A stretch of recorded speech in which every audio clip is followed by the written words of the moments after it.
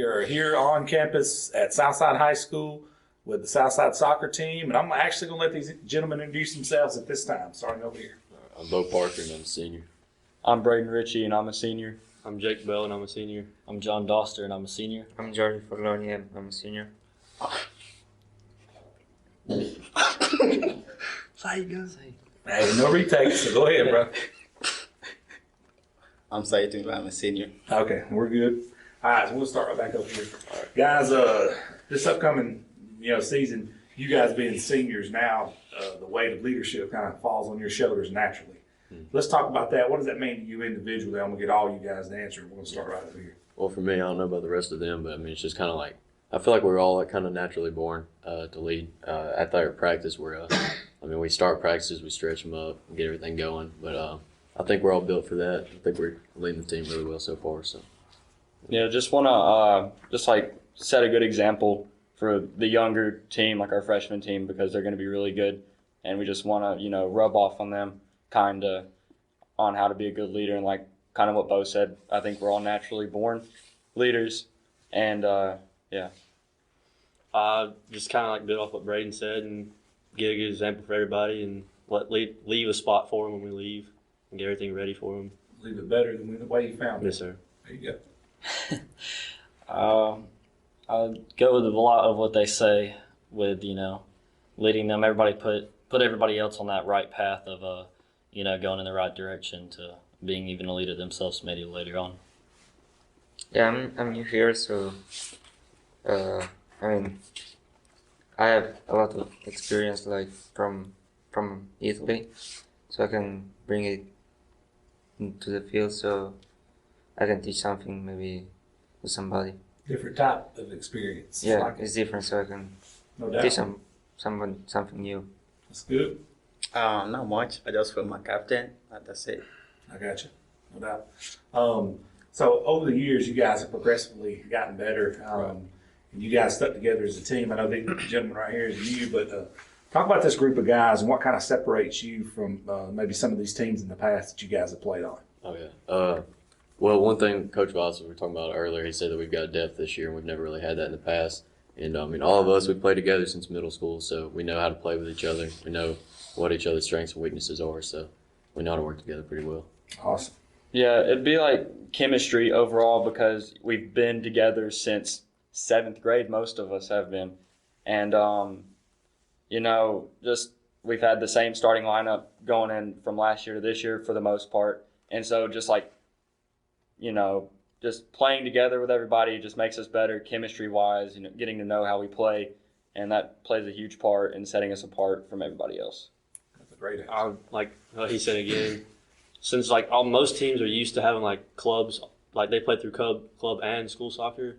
We just been playing school soccer together. Not many of us play club, and it just sets us apart because we still have as good a chemistry or better than most teams that have been playing club with each other for years.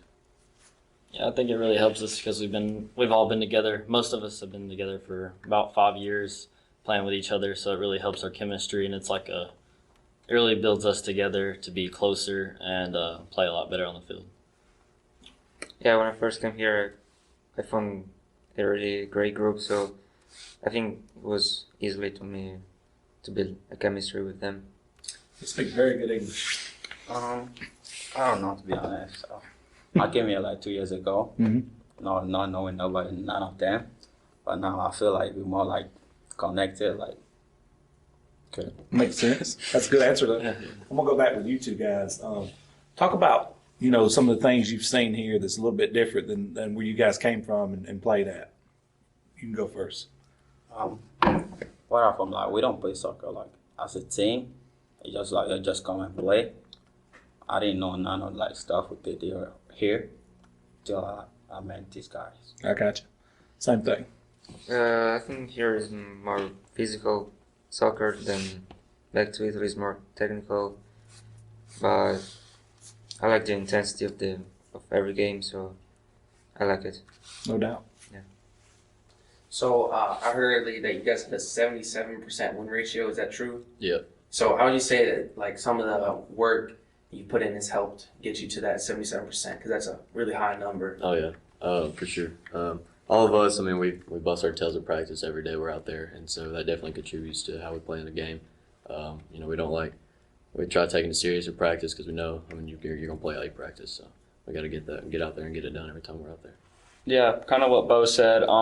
Just giving like 110% at practice, and also doing work outside of school soccer, like going to the gym, training on your own, club soccer. That really helps all of us a good bit with having that 77% win ratio. And some of us, when we have days off or whatever, we'll go to the field. Like if we have a week or two without going to school, we'll go to the field like a day or two in between that and get some work on the field when we're not practicing. I'd say what really helped us in the past few years, like getting that ratio up, is when we were younger, about 7th grade. Had a lot of losses that year, which really taught us that we needed to work harder and really get better as a team so we could get some more wins. So. Yeah, I think practice is the key of this success, and like keep training and practice. That's it. Yeah, I stick to what these two young men say, like practice and like with the practice with them and on your own, like doing your own stuff. I think that's the key. Nobody's looking. That's right. So who here plays club soccer and school soccer? So you play. So what would you say some of the benefits or cons of are playing club soccer versus playing school soccer? I would say it's harder with club because you're not as close with those guys. You're coming into, like recently I came into a new club, so I had to really get to know my teammates even more than my past clubs because I've been moving different clubs. But with the high school, I've known all these guys since 7th grade, so we're really close together and it's a lot easier to play with them. So. I got a question for you guys. Talk about, what do you think it's going to take to turn that corner and make a deep playoff run, like make a run for a state title? I mean, you guys seem to be knocking on the door. I mean, if you're sitting there winning at 77% winning percentage, you obviously got something cooking good here.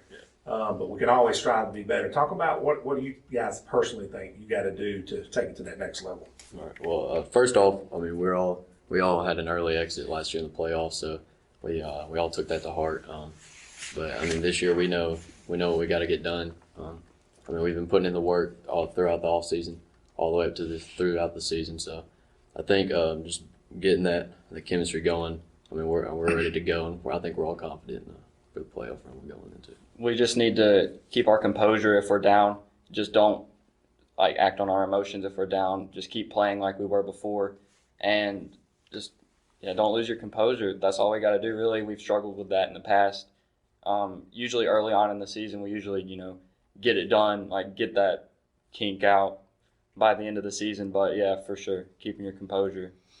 I would say coming in with the same intensity we have been in the past years, because once we got close to the playoff runs, we came in with an insane amount of intensity. We kept Fort Payne really close, and then we brought it all the way to the end, and then we lost to that. But that intensity was what we got us that far. I would go along with what Braden said to keep our composure in the game because recently we played Gunnersville in the Fort Payne referee training, and we went down 1-0. And usually when that would happen in the past years, we wouldn't be able to build back up and we'd be let down from it. But it seemed like we were able to come together as a team and really bounce back and come back with a 2-1 win. Yeah, I would say keep practicing, never give up, and keep going. No matter what. Yes. I would say self-confidence and trust each other. This guy can do. No doubt. I'll let any of you guys answer this. Who are some of the guys that's not in this room right now that you'd like to spotlight? Some of your teammates that really lay it all out on the line for the team. You want me to start off first? Yeah, you can go ahead. All right. We've got a midfielder. His name is Brandon. He's a junior, and he really controlled the midfield last year. He's a great leader. I mean, he's only a junior, but he's a great leader, great communicator. We'll make mistakes even as seniors, and he's right there picking us up. I mean, showing us what we need to do better and always encouraging us. So I think he's a great help to our team for sure. Anybody else? Yeah. I would say our junior center back, Arik, because I was told one of my first years being goalie, I would have to control the defense, and I can't really tell him how to work because I haven't really played defense to tell him. And he's right there, captain, just telling them how to shift to each side. Kind of like a quarterback of the Yeah, defense. he's telling them which ways to go and how to set up, and he's there almost every time a ball's getting shot. No doubt. I'd say Matthias. He's not here. He's another senior. He hasn't played any games with us yet, but at practice, missing a shot or something, he'll uplift you and really try and pick you back up, even though you're messing up. So. Well, tell you what, guys. Before we shut this down, I'll let you guys give us a little bit of final thoughts about this season. Maybe it's something that you've been wanting to say in front of your teammates. Maybe it's something that you'd like the fans that's going to be watching this to know. Just give me your final thoughts on this upcoming season. All right. Well, first of all, kind of to y'all, I mean, we've had a great run so far. We only got one last year to make it count. So I know everyone at this table is confident in our ability. I think the rest of the team is confident. I think we can make a deep run. And the goal is always to win every game that we play, but at the end goal is state championship. And I think we're all wanting to get that this year. No doubt. Yep. Yeah. I gotta say it's gonna be great. It's gonna be a good one. We've been cooking up something good here these past couple months, and I'm really excited. I'm really excited for the fans to be able to watch us, and I'm just excited for this group of guys, man. We deserve something. There you go. You know what I mean? So that's all I gotta say. Rich, are you stronger than your dad in the weight room or not? Yeah, I know he's watching this. You already know I'm stronger than you. I'm gonna call fake news on that. I don't know. I say it's about time we get something farther than second round. There you go. It's about time we get to state. No doubt. Because every year we went to playoffs, we get to that second round and something happens that's not in our favor. No I think it's doubt. about time we take it that far. That's right. Yeah, I think we have a big opportunity this year to make a deep run into state, and who knows what's to happen, but I have a big feeling that we could do some big things this year. I like it. Yeah, I'm super excited because I'm leaving in June, so I'm confident with the team. So I just want a good experience here Oh yeah. No doubt. and win everything. That's right. No doubt. Not much. This is like our last ride, so let's just make it count. Oh, I like it. Well, man, good luck to you guys. You guys have been a great interview, man. Man, you guys, fantastic. I really enjoyed it. Thank you so much, and good luck on the season. All right, we are here with a very special gentleman here at Southside High School, is the head coach of Southside Soccer, men's soccer that is, and I'm going to let him introduce himself at this time. My name's Randy Weiss. I'm the head men's coach at Southside High School. Coach, you and I have been buddies, away from the game, obviously, for a long time now, and we talk, loosely about your team, and honestly, man, I hadn't heard you this excited about a team coming into the season. What is it about this group that kind of jumps off on paper about these guys individually? Well, after hearing the seniors, that you probably know what I'm talking about. It's not skill is not necessarily what's going to take you where you need to go. Attitude's of major importance, and if we maintain the attitude that we have right now, I think we can go a long way. The only game that matters is the next one, but if we keep winning the next one, we'll be in good shape. And these guys have what it takes, in my opinion, to do that. Talk about this offseason and what that's looked like. Oh wow! You guys put in the work, right? We were in the weight room. The first part of the summer, we were in the weight room for 3 days a week. And no, the first part was 4 days. Then we scaled down to 3. And then the month before school, we were down to 2 days a week in the weight room and 2 days on the field, including a camp with Shorter University and also a youth camp that we put together and did that. So.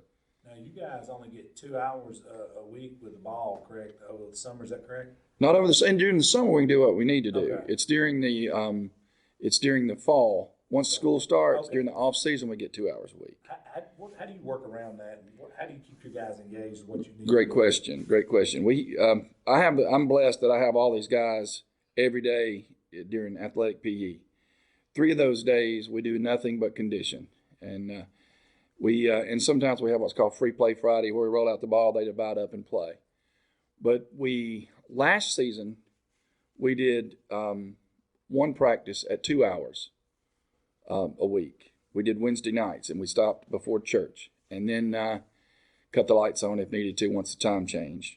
But this year, what we've done, since we have everybody in PE, as soon as the 2:30 hits, we go an hour on Monday, an hour on Tuesday and an hour on Thursday, and do it that way, maintaining the 2 hours allowed by the AHSA. Something you and I have talked about with the cameras not on that I'd like for you to touch on is how difficult is scheduling nowadays? Because, you're in a unique situation where you guys have gotten where you're winning pretty good bit that may scare some people off, and you're in a classification that's probably hard to find guys in and around that want to play. That's well put. We're in that situation where we don't want to have to play Oak Mountain 5 times a year, Mountain Brook 4 times a year, but at the same time, some other schools won't get anything out of playing us, and vice versa. So it's hard to find that group of folks. I take this time to talk about Hope's Bluff, for instance. They're phenomenal as far as wanting to get better, and they play us and we play them, and we've learned a lot from them, their athleticism and things like that. But it's hard to find games, and especially in our situation, it's not just scheduling varsity. We have a freshman team, a middle school team, a JV team, and a varsity team. And when you put it together, that's scheduling at approximately, 18 times. That's about 70 games you got to schedule. And I may have missed, my math may be off a little bit. So I'll spend 2 hours a day working on scheduling during the off season. And it's between scheduling and dragonfly and eligibility and all that good stuff. So, and I'm the teacher coach. So that's all 4 of those teams. We do have some great helpers. But, and I do have I do have a teacher coach that's the middle school coach now. He's doing a great job. And a teacher coach that's helping with JV. But So I heard you say that during the summer you guys were in the weight room. That's kind of interesting because a lot of soccer teams don't really hit the weight room. So could you talk about that, like the advantage you get from that? Great question. The successful ones do. I guess that's the best answer. And it's one of those things that we don't have a specific weights class here at Southside like some schools. So we use athletic PE to develop that. And like I say, during the summer, it wasn't mandatory, but it's not mandatory legally in any sport. But our guys showed up en masse. We posted some workout videos online and things like that. I was very pleased with the turnout. We hired a gentleman and got him approved from the county, John Hukwai, who did a phenomenal job as our weights trainer during the summer. He's a trainer at Absolute. I guess that's a free plug. But it's Don's a sponsor of ours, so that's good. that's awesome. Yeah, he did. John did an absolute great job with it, and then Stace Beeston actually recommended him, so I was really pleased with the outcome of that. And weight training is incredibly important. Now, here's the thing: you don't do the exact same weight training that you do for football. We do more core. We don't run from bulk. Bulk's good to a degree, but we don't.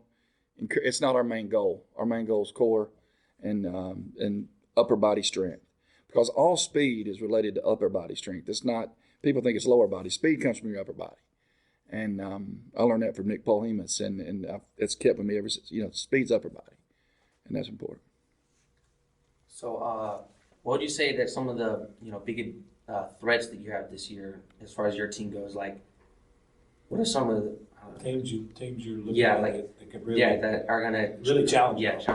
The biggest threat's COVID. I'm gonna be honest with you. That's true. And I think every sport, every team's dealing with that. As far as teams, our area is strong. Springville is our toughest area foe. I think that goes without saying. Pell City's strong. And we did a good job against Oxford last year, but they can sneak up and get you too. So they're a good program. So that's our area. We won the area the last 4 years, and every year it's a different challenge. One team will be better this year, another the next. But so far we've held on that, thank goodness, and we hope to continue that trend.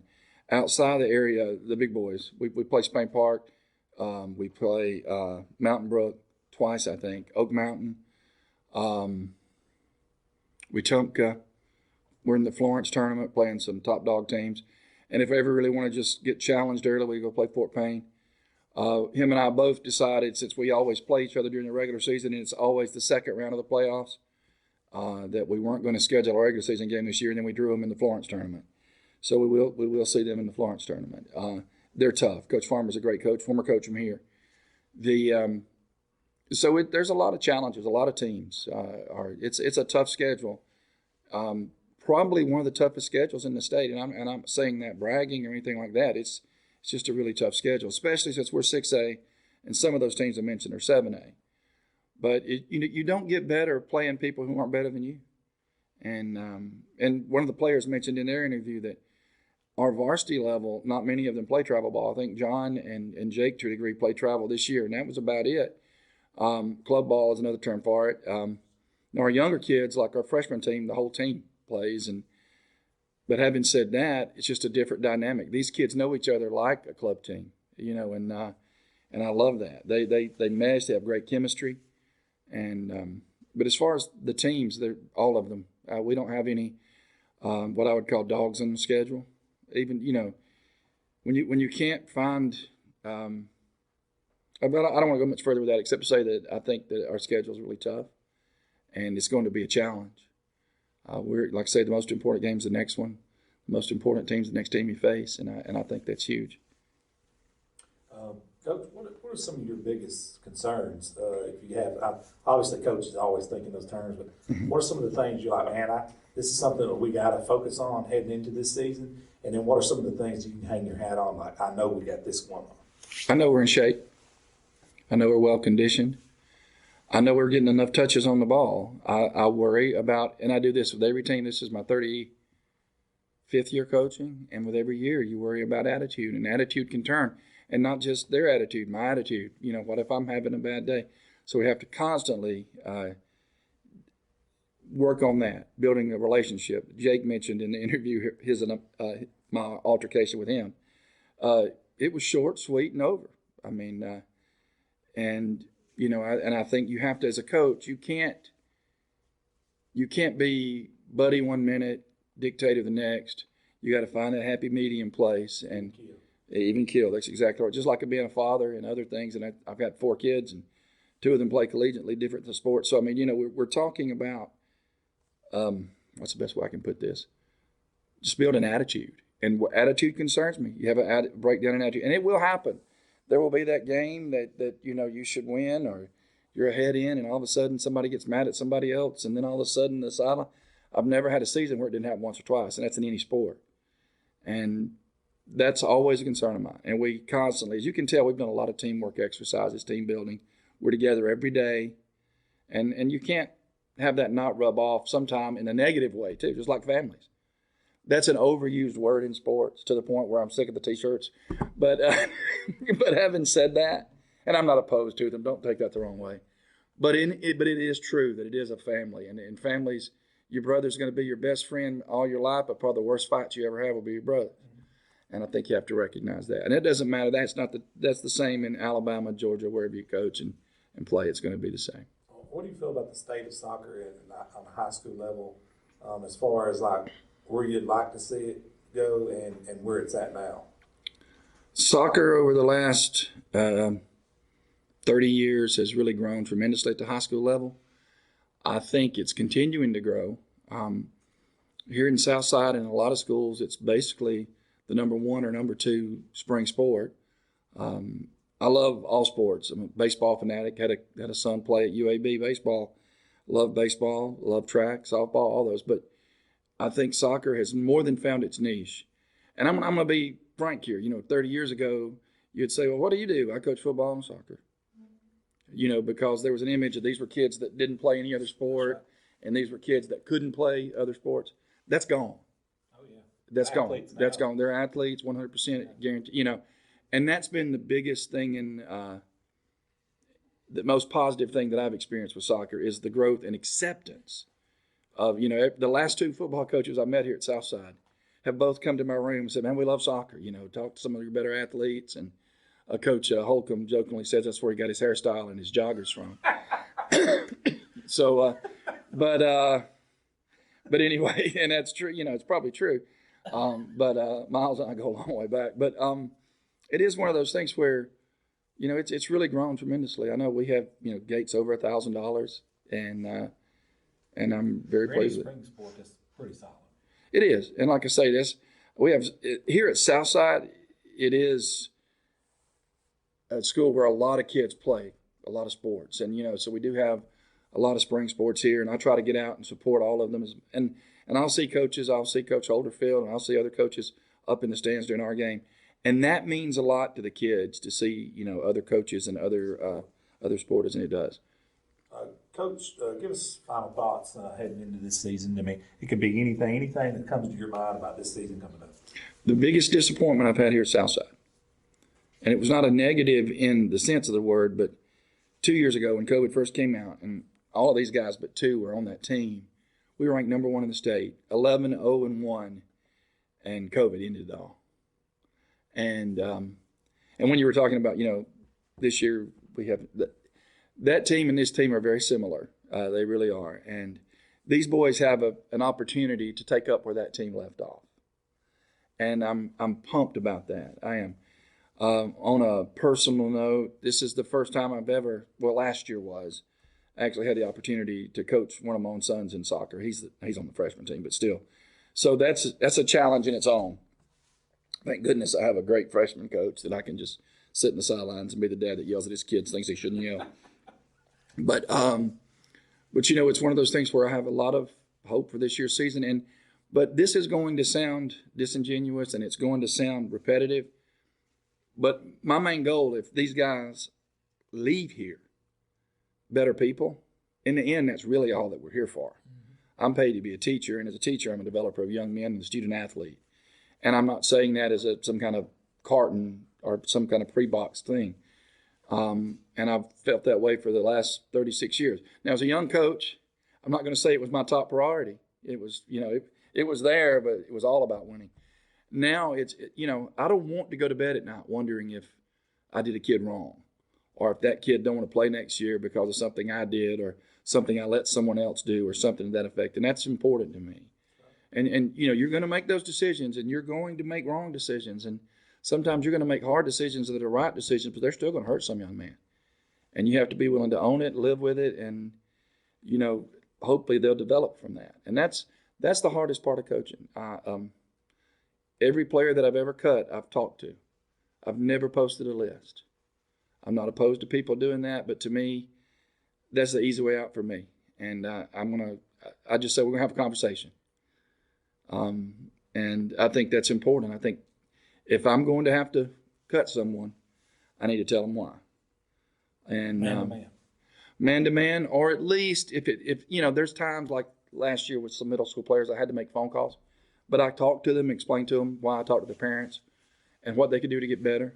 And that's the main thing. I think, it's just, like I say, this is I keep getting it messed up because I took 2 years off when my son was in college. I mean, my son's senior year at Westbrook. But I don't mean he had 2 senior years, but but I took 2 years off to watch him play baseball. And but having said that, I guess this is my 33rd year total coaching, my 5th here at Southside, the others in Rome, Georgia. But the one thing I've learned is that all young people have potential, and they're all the same in many ways, but each one is individual and different, and I just have to find what makes it work with that. And it's been great working here with Coach Cargill, very successful girls program. And this is a corny story, but I think that soccer sort of kind of saved my life here because I'll never forget, I was driving back from Georgia. I lived here and coached in Georgia for 20 plus years. And I fell asleep at the red light right past Twin Bridges Golf Course and had my foot on the brake, and Coach Winningham, Mr. Winningham, Chris Winningham, the phone rang, and it was Chris Winningham, principal of Southside High School. And I said, hey, and he woke me up. And he goes, hey, I had a question. Do you know anybody that can teach history and coach soccer? And I'm thinking, Coach, not off the top of my head, but can I call you tomorrow? He goes, I'm talking about you, dummy. And because, we'd known each other for a while. And that started the process of me coming here and retiring in Georgia. I mean, if that phone hadn't rang, theoretically, my foot could have slipped off that brake and I'd have been in the Coosa. Right. And so, I think everything happens for a reason. And I got a great wife and family that support me. Coaches can't do it without that. And I think that is one of the most important things. And I'll say this to every young athlete out there, male and female. Love is undefeated, but it will wait and can wait. And enjoy your school years and have a good time with it. And you'll be okay after that. That's right. Take care of that. Coach, I appreciate you, man. You and the players taking time out of your day and to spend some time with us and get this message out, because we got some guys really jumped on board wanting to promote local soccer, and I think it's a great place to start here. Southside High School is obviously a benchmark in this county for soccer. No, well, thank you for saying that. And again, what you guys are doing is awesome. It brings attention to the student athletes and all these sports. And I've admired y'all from the day that you that I found you on the internet, and I think that's great. And if you ever need anything from us, we're here to do it, and look forward to A it. backdrop like you got here. I By the way, I appreciate want to say something real quick. Samantha Corker at Gadsden City has been a great help too, in helping me get familiarized with the soccer environment around here. And I want to give a shout out to her. She's got a great program and does it herself, and that's she does a great job. That's good. Hey, no doubt. Networking's where it's at. Yes, sir. Thank you so much, Coach. Good luck to you guys. Thank you.